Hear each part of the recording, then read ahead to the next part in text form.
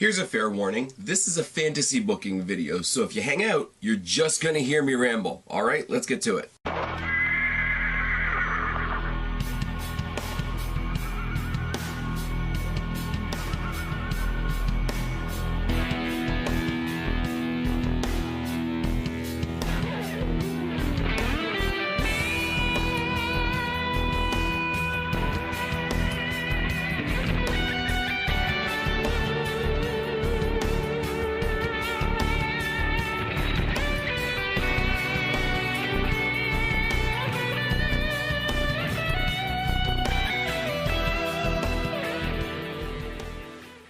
What's going on, everybody? It's your buddy, it's your pal Spaz Phoenix, the YWC Reality Check, here with a little bit of a fantasy booking scenario for you. Now I want to let you guys know how I got to this. Started thinking about WrestleMania, started thinking about what I would like to see at WrestleMania. You know, me and Kristen and Guapo, we did the fantasy booking of WrestleMania video back at the beginning of January, and that was a whole card. That was, I think, between the three of us, we booked like 30 matches. Now I want to focus on one very specific thing. I want to focus on the women's division, but I also want to focus on specifically the four horsewomen of NXT and the four horsewomen of UFC. And the way I got here is basically when you think about WrestleMania, you think about the key moments, you think about those ending shots, and everybody's got their own favorite shot. I mean, for a lot of people, I know it's Daniel Bryan winning the big one. Austin getting his hand raised by Tyson. You know, everybody's got their own. Undertaker retiring, except he didn't. But one of them, if you can put aside all the stuff that Chris Benoit did afterwards, and that's a big other whole conversation that I'm really not focusing on today. The moment that he and Eddie Guerrero had when they both left WrestleMania as their respective champions, they pose at the end together, they're hugging, the confetti's coming down and all that. That is probably one of the most iconic ends to a WrestleMania if you are a fan that lets you remember Eddie Guerrero and Chris Benoit in that way. It's a curtain call is the only really way I can say it, but it's not a curtain call in the sense of, you know, what the Click did back in the day, because that was very much a fuck you type move, and this was a very celebratory type move. So what would I want to see at the end of WrestleMania? What I would love to see at WrestleMania is all four horsewomen, because we know what Becky is going to probably go on and do at WrestleMania, and you know, we think she's going to beat Ronda Rousey, which is the right thing to do in my opinion. But I would love to have it where all four horsewomen are there, and you know, they've all achieved something and they're all enjoying it together, because we saw it in NXT a lot where you know, Bayley and Sasha had their big rivalry, but they were able to break kayfabe at the end and sort of just sit back and enjoy what they had done. So I thought a moment at WrestleMania for the four of them would be a fantastic thing. But this is me. I nitpick things. I can't just have that one moment and enjoy it. I have to expand on it. I have to look forward, look backwards. I have to figure out what would get us there and where it would go. Because a moment is awesome, but a moment has to go somewhere, and a moment has to come from something. So what I'm going to try and lay out for you guys, and I tried to do this with no notes. So the Do Me Clipboard of Doom still has my notes from the Nia Jax video on it. So there's no notes. So this is going to be a little bit rambly, and if I sit here and I'm a little more and ah than usual, I hope you guys understand that I'm really trying to formulate this in more of a conversational way. But this is basically how I think a curtain call at WrestleMania could set us up for the four horsewomen versus the four horsewomen after WrestleMania. So I have to go back, and I'm glad I'm doing this now, because we have Elimination Chamber coming up in, I think, like a week and a half, because the situation starts there. We have the Elimination Chamber for the first ever women's tag team titles, and I think most people believe, and maybe rightfully so, that that Bayley and Sasha are going to be the first ever women's tag champs. In my scenario, and please don't think I'm insane for saying this, in my scenario, you have to have Nia Jax and Tamina win the tag team titles. And yes, I know that's crazy. Nobody wants Nia Jax to achieve anything, or Tamina because they're boring as hell and one of them's dangerous. I agree. But I kind of want to play on how angry people would get about them winning. I really do. Because I promise you this, they're not going to win clean either. They're going to round up all the people, Natalya, Dana Brooke, Alicia Fox, Nikki Cross, that didn't make it into the chamber, and sort of bring them all in as backup. Have them win the title, let everybody get angry about it, especially Sasha Banks and Bayley. Now, going forward, you would have them go and do a big thing like Nia Jax did this past week on Raw, where she claims that she's doing all these movements forward for the women's division. Rah. You would have not a battle royal, but maybe a 4 corners match or a 3 corners match with some of the other teams that were in the chamber to establish #1 contenders for WrestleMania. You would have Sasha Banks and Bayley win that. So there's your match set for WrestleMania for the women's tag team title, Sasha Banks and Bayley versus Nia Jax and Tamina. So they've got their WrestleMania moment. It's fine. Now, we start setting up for TakeOver New York, which is, apparently they're not calling it TakeOver Brooklyn anymore, even though it's still in the Barclays Center, which is weird. But you would have a rematch between Shayna Baszler and what the hell's her name? I always make fun of her gimmick. Bianca Belair. You would have Bianca Belair go over, and Shayna Baszler would no longer be champion. That's just simple. That's something not necessarily that I want, but it's something that a lot of people want, so I'll let other people be happy in this scenario. And you would have Shayna Baszler's compatriots take on the Sky Pirates again. Io Shirai and Kairi Sane. You would have them win. You'd have them win by nefarious means. Obviously, they would cheat. Shayna Baszler would get involved, whatever. Now, William Regal would come out after the fact, applaud them on a good match, and just let them know, hey, we were never included in this new tag team title match that is supposed to be across all brands, so I'm going to say that you guys are going to get a tag team championship match sometime after WrestleMania. So now, Nia Jax and Tamina are your women's tag team champions.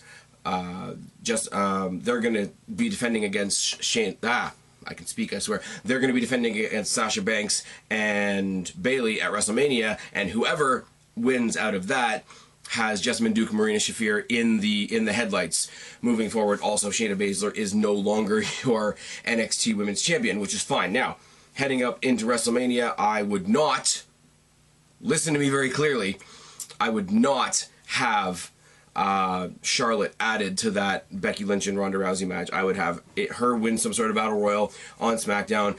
Basically, the reason I'm not having a huge, oh my god, we had this big long tournament to determine a #1 contender. It's like, we know who the main players are. Let's just get to it. Big battle royal on SmackDown. So you've got Asuka versus Charlotte 2 at WrestleMania, which is all fine and good. You got Becky versus Ronda, which is all good. You got Nia Jax and Tamina versus Sasha Banks and Bayley, and you're coming off of TakeOver, where Shayna Baszler lost her title, and her friends Duke and Shafir have got a future tag title shot in their future. Now you go into WrestleMania, and Charlotte beats Asuka. Now, why am I burying Asuka? I'm not burying Asuka, because there's a very specific reason that I put Nia Jax somewhere else, and I've beaten Asuka. Now, we've got the Nia Jax thing, and if you watched my Nia Jax video, one of my points against Nia Jax is the rumor that WWE is going to be using her for the introduction of intergender wrestling. I don't think she should be used for the introduction of intergender wrestling, because she's kind of useless. So, instead, you have Asuka moving forward, recovering from WrestleMania, and she goes and takes on somebody. I mean, like, it's not gonna, I would say Dean Ambrose, but apparently he's leaving. People still believe that. But if Dean Ambrose didn't leave, Asuka versus Dean Ambrose, why the fuck not? Let her be the flag bearer for the intergender wrestling, and that's hence why I put Nia Jax in the tag title situation. Now, obviously, Sasha Banks and Bayley go over Nia Jax and Tamina at WrestleMania. They become the tag team champions we can all be happy about. Charlotte beats Asuka clean, because for what I want moving forward, it can't be as simple, well, she stole the title, so it sort of takes the glory off of it. No, she beats her clean. Asuka needs to have something drastic happen to her, so much so that she's like, okay, I'm so fucked by this scenario, I'm gonna go fight the guys.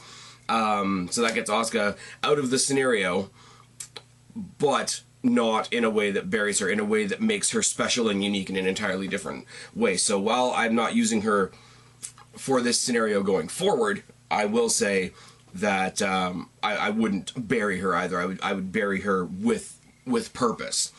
So Charlotte's picked up the SmackDown title. Sasha Banks and Bayley have picked up the tag titles. We're all having a good night. Becky Lynch versus Ronda Rousey is your main event for WrestleMania. Becky Lynch does in fact go over with the Horsewomen in her corner, not doing anything. Obviously Becky Lynch needs to win clean, deserves to win clean, but you know, the sisterhood of the four Horsewomen is there, and it's very much an element, and it's a very, very pride-filled type thing. Now, it's a grueling match. Both of them come out a little bit injured.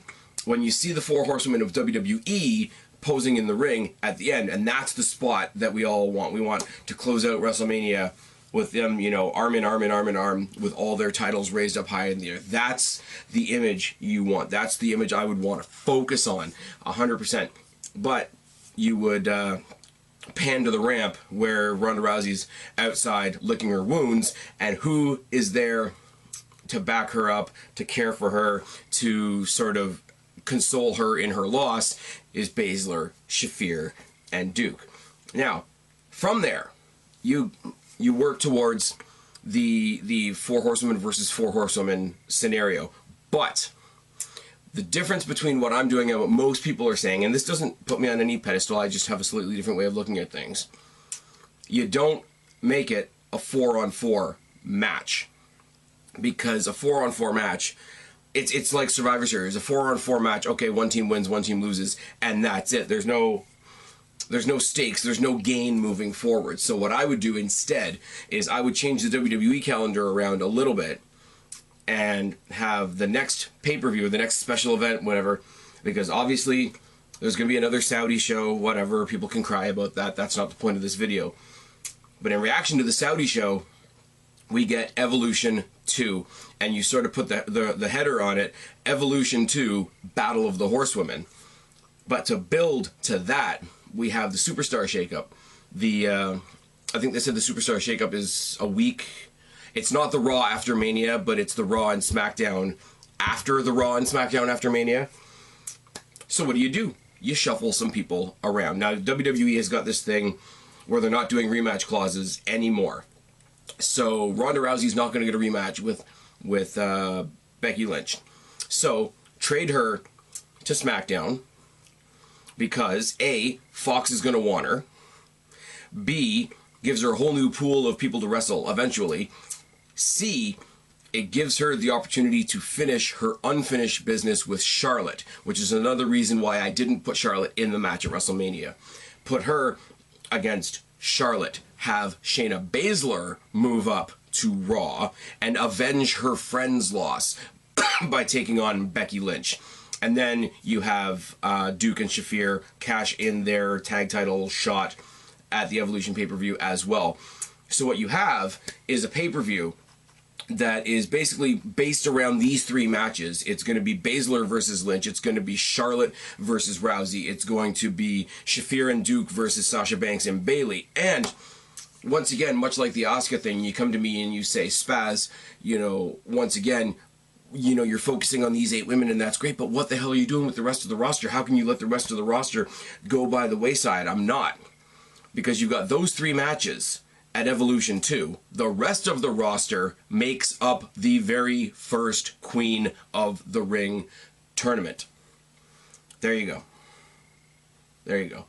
And, you know, they get to, you know, Raw, SmackDown, NXT, NXT UK. We get a whole bunch of chance for other people to shine, propped up by these 3 main horsewomen matches. Now, if you want to carry that out to Survivor Series and eventually do the 4-on-4, be my guest. But I would much rather have them having individual stories, individual goals, individual title aspirations, etc., and have something on the line other than to say, well, we're the true horsewomen. And yeah, like using the popularity of those 8 women in those 3 matches to grab the attention of a pay-per-view that is going to put a shine on everybody else in the roster, strictly because the rest of the roster is going to be involved in the first ever Queen of the Ring tournament, helps everybody. So you've got a lead up, you've got a moment, you've got fallout that helps everybody. I've rambled through this, and I've stumbled over my words a whole bunch, but this has been a lot of fun. I hope you guys have liked it. I don't necessarily know when I'm going to be posting this as far as when my videos are going up, but if you've listened to the ramble this long, thank you. Please let me know what you think down in the box below. I've been Spaz, your YWC reality check. Subscribe there, talk down there, start a conversation. Keep all these conversations going. I really want to know what you guys think about this. Don't be a stranger. I'll talk to each and every last one of you later, but for right now, I am tagging out. Bye, guys. Freak like me.